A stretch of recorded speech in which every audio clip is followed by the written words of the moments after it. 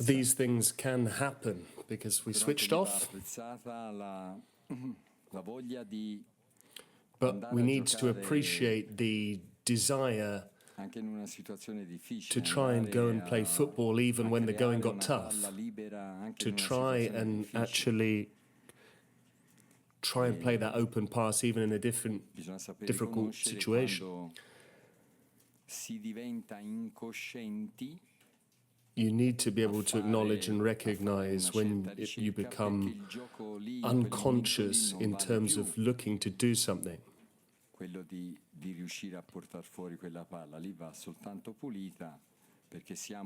We simply needed to keep things nice and tidy there because we were actually boxed in there in the corner of the pitch, and what we needed to do is actually get rid of the ball. But they did a very good job in many other situations to actually build out from the back, to actually play it to one side, switch it to the other flank, and then come out the other way. And if they feel they're able to do so, and if they really believe they can do so, it's great, and we should appreciate that, and that's fine. But when there's the slightest doubt, they need to do a good job in actually going the other way.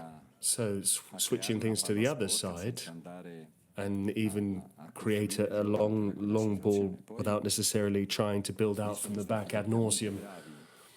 But they were doubly good because everyone played their part in one teammate's issues. You could see that they all spoke in the right way. They didn't simply hold their hands up, drop their shoulders to simply amplify their teammate's mistake. They said, don't worry, these things can happen. Let's not worry, let's get back on track. Because then you need to actually try and share moments such as these over the course of a match. Just like the goal scorer goes to hug his teammates. Yes, of course, he celebrates with the fans, but then he actually goes to actually embrace his teammates, the guys who teed him up in the first place for the goal. Because there's a finisher. Of course, you go and celebrate equally when a player wins a challenge or a tackle, or is able to get hold of and bring under control a very difficult ball. These are all hugely important situations, equally important as scoring a goal, and so we all need to share the load there. And so they showed that they're also a strong side in terms of their character tonight, as well as their skill set. So I'm very happy with the guys.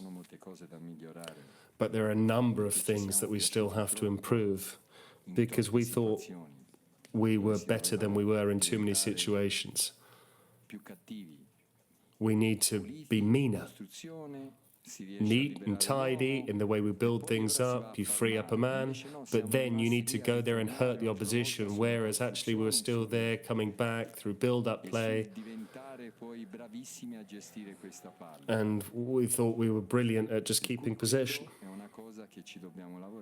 But that's something that we need to work on, and we need to do it better. Thank you. Grazie, coach. The second row, please, the gentleman. Yes, please.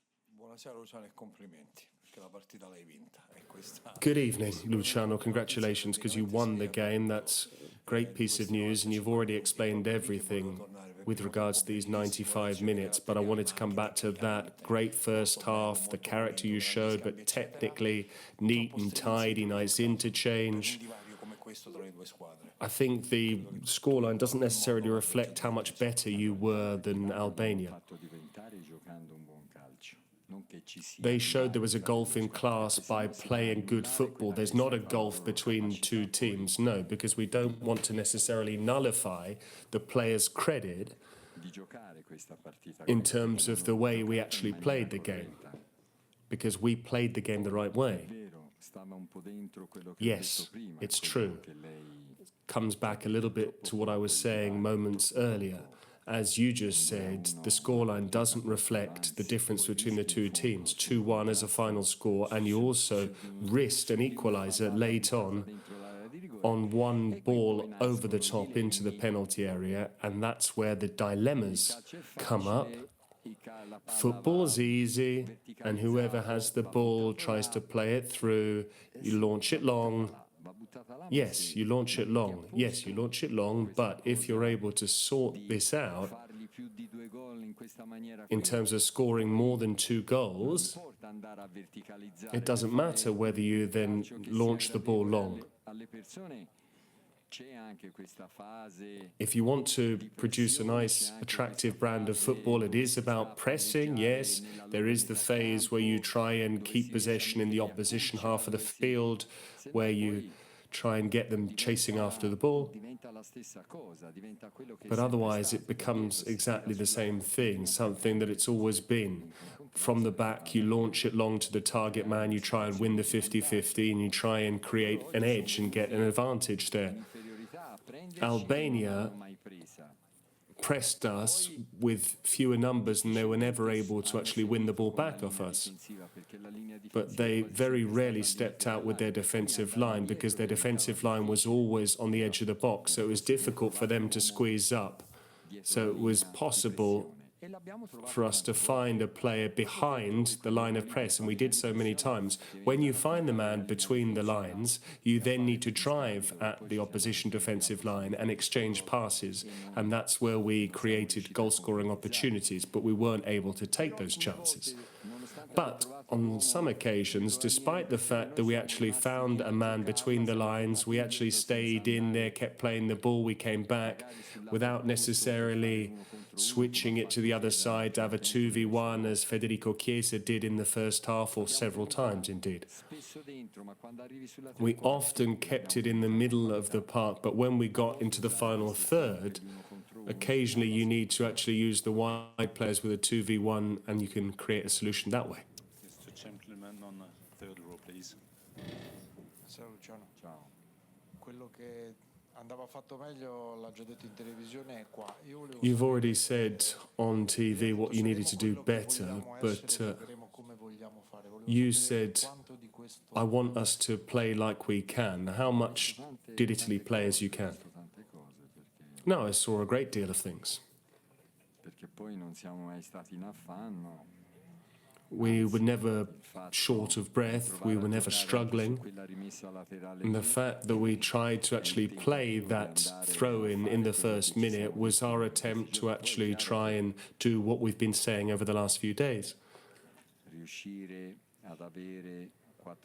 But managing to having 4 midfielders, Frattesi, Pellegrini, Barella and Jorginho, who are able to play neat and tidy football, helps you. It does help when you're able to play those short passes in tight areas. They seem useless. But in fact, they actually create space in another area of the pitch, where you can then go and create an important situation. It's all linked. The edge that you're able to create there can then give you an edge elsewhere on the pitch, but you also need to realize when that is.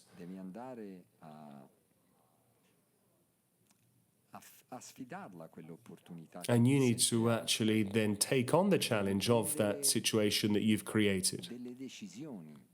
You need to make decisions. There comes a time when you have to make a decision that you go through there.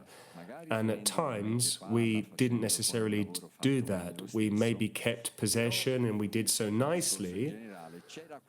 But in general terms, there was something that we could have done more with regards to the number of opportunities we created. That's my opinion. I'll watch the match back carefully, and then it'll be easier for me to be a bit more precise on that score.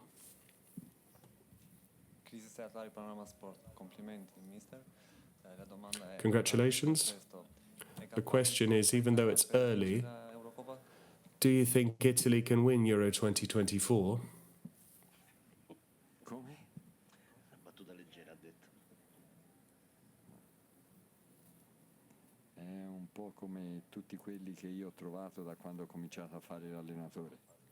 It's a bit like everyone that I've come up against ever since I've been a head coach. It's exactly the same. They all say the same thing to me. Even my senior management figures here. Gaffer, what matters is to win.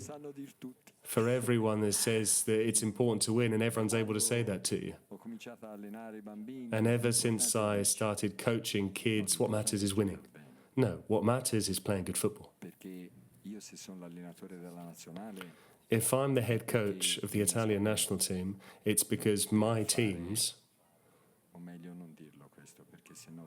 I probably shouldn't say that because, no, better off not saying that. But in order to be Italy head coach, or us, in order for us to strive towards what you're saying, we only have one route to do so. That's via good football. Because you need to play football. If you don't play football, there are teams that are better than us. If you go and play with the same things that the better teams have, then they will win.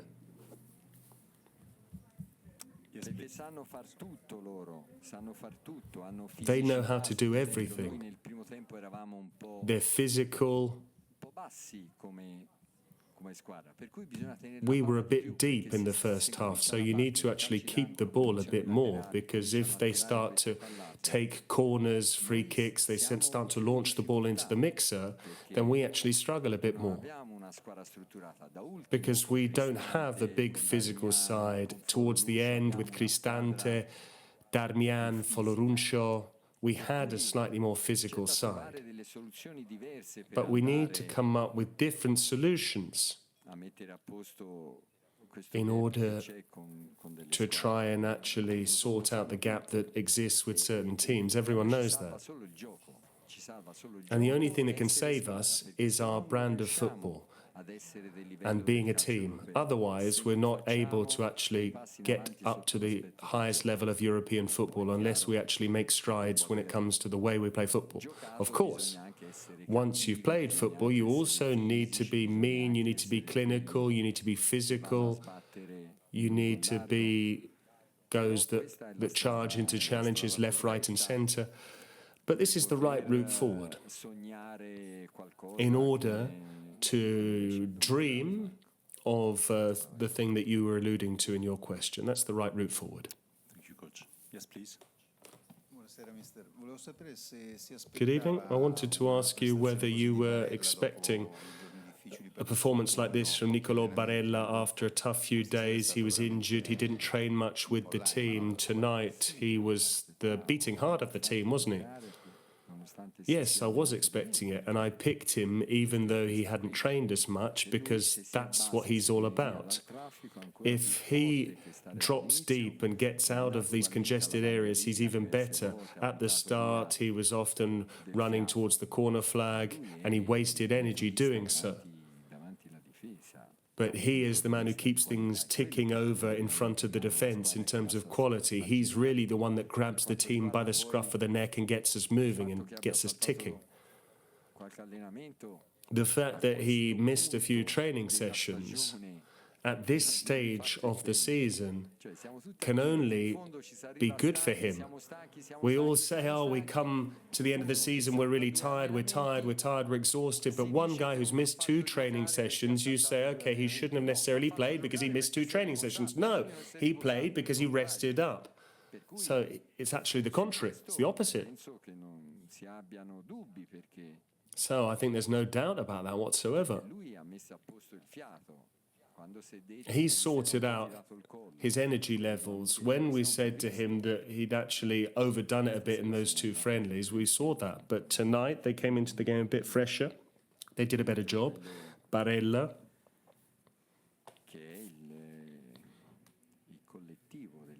Barella's part of the team ethic, but he needs to do what he did tonight.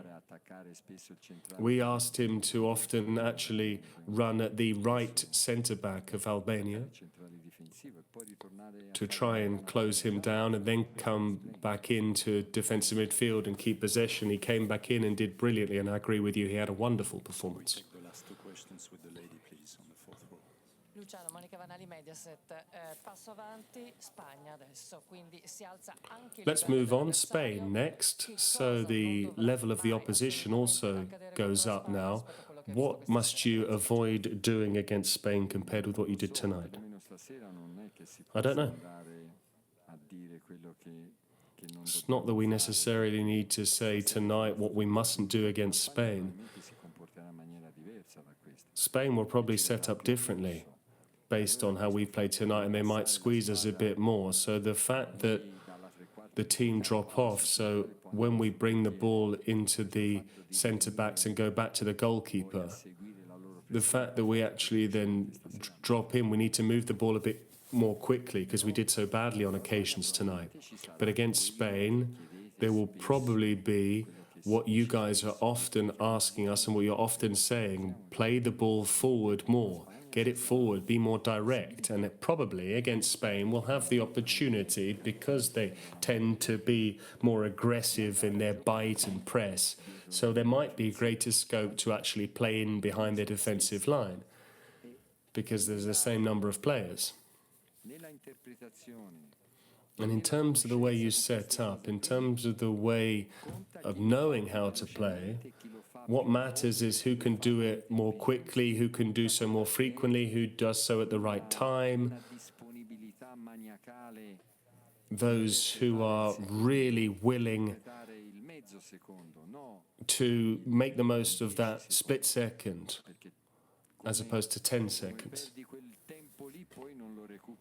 If you lose that time there, then you can't necessarily recover that position. You won't get the ball back. You won't get the space back because they're very quick at closing you down aggressively. So it'll be a different game, a completely new match, and it's very unlikely we'll see something similar to what we saw tonight.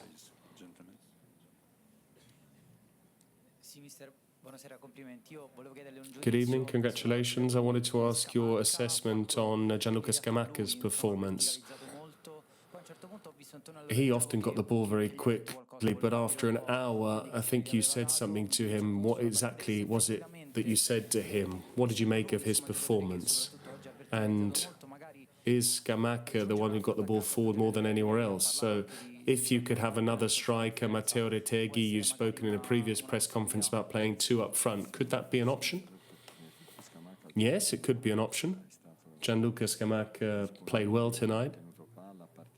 He worked very hard, he held the ball up, he got involved in the play, he exchanged passes because he has technical ability in tight areas as well.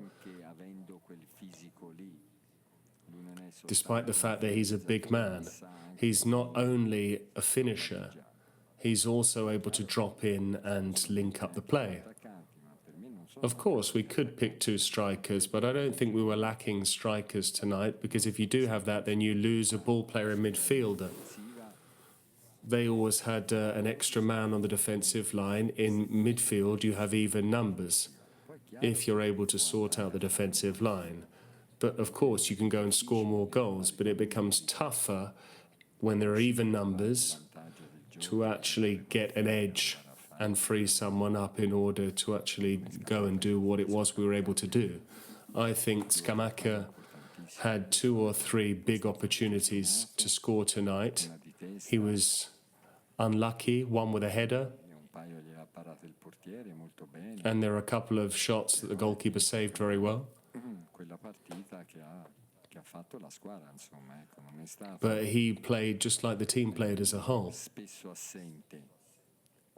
He wasn't lacking often. Occasionally, yes, because when he does something, he actually needs to catch his breath. He always needs a bit of a break, needs to catch his breath. That's almost part of a player's makeup. It's like those players that sprint at 100%. Federico Chiesa is the same. Chiesa has that really quick sprint, all power and muscles, where he actually expends double the energy of one of his peers, but then he needs 10 seconds to catch his breath. Of course, you then go and try and motivate him, and you say things to him, and you try and make sure that they are more consistent. As consistent as someone else like Fratesi is, or Andrea Cambiaso is. They're more consistent, they have that greater flow, but they don't have that same turn of pace. And they need to do that. Scamacca also burns a lot of energy when he decides to come to life, whatever that particular move is, because he goes woof, and it's like a lightning bolt in the night. And that means that he therefore has to catch his breath afterwards. But I'm happy with Scamacca. No, thank you, guys. No, I told him to come back and cover a bit more. He must never let the ball be played beyond him. When the ball goes to the left back should not be able to play that ball inside. He needs to come 5 or 6 yards in there to make sure they have to go around. If the ball is played infield by the fullback, the team, when they're on the other side, they're not actually able to then turn and defend that way. So they need to drop off. If he drops off and he makes the left back go to the centre back and then to the other fullback, those 2 extra passes from the fullback to the centre back allows the entire team to actually defend on the other side of the pitch. With only one team, the team can't turn. With 3 passes, the team can turn, and we're therefore in the right shape to press on that side. Otherwise, you need to actually wait for them inside your own half. Best of luck for your team Italy and the rest of the competition. Thank you.